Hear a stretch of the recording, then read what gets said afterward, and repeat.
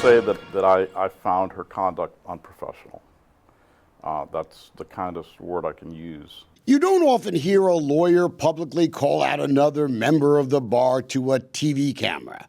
And we only needed one guest to know who Carlos Ryerson was talking about.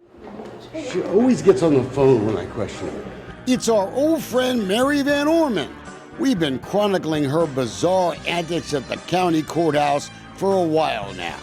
And after we started messing with Mary, this Mary Van Orman is the best lawyer billboard popped up in North Houston. It was put up by this guy, Marek Menger. The Houston Valve Company executive has been waging a nonstop war of the Roses crusade on his ex-wife since 2016. Even after the divorce was settled, both sides signed off. Menger wanted a new fight. It's like giving a kid a candy, you know. I want more candy. You give him more candy. But that's not in his best interest, in my opinion.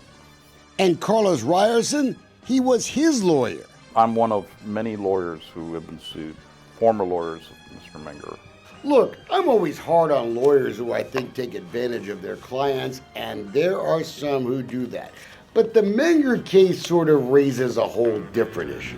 A lot of lawyers have taken advantage of clients.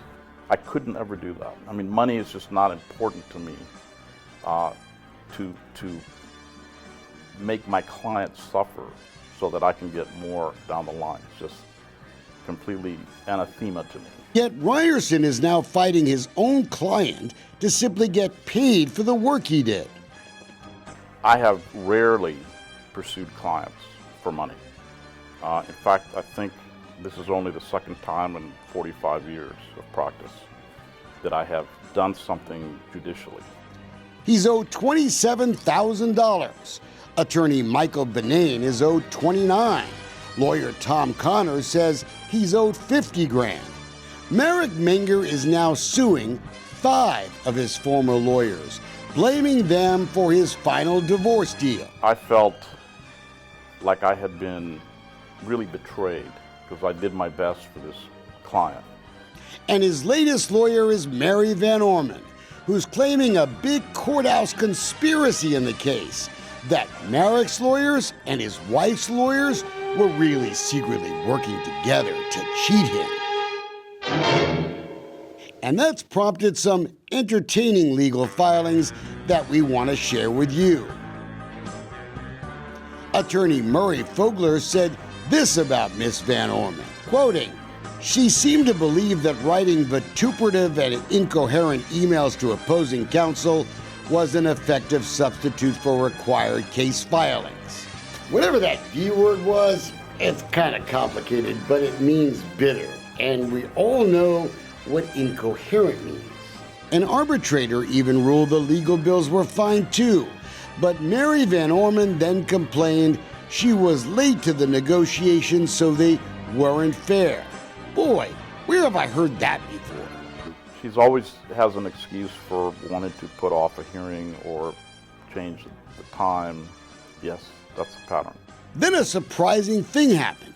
Judge Lisa Millard ruled the legal fees were too high, unfair, even after the arbitrator said they were okay. Now lawyers have to fight again, asking the new judge, Sonia Heath, to clean up the mess. That sometimes you get away with things when the judge knows you, or maybe is a friend of yours. We've been raising questions about Millard's actions in the Menger case for a while now. Remember, Mary Van Orman even subpoenaed me in the case when I first raised questions. Attorney Carrie Marquis helped her try to get me on the witness stand. They failed. I've only seen Sherry Menger once in my entire life. In court. Didn't even say hi.